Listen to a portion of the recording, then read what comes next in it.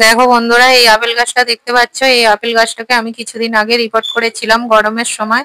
তো এই রিপোর্ট করার পর সেই থেকে গাছটা মনে রুট প্রবলেম হয়েছে, আর গোটা গাছটাই আস্তে আস্তে আস্তে আস্তে শুকিয়ে যাচ্ছে, আর সব পাতাগুলো কালো হয়ে যাচ্ছে। আজকে এর রুট ট্রিটমেন্ট করব।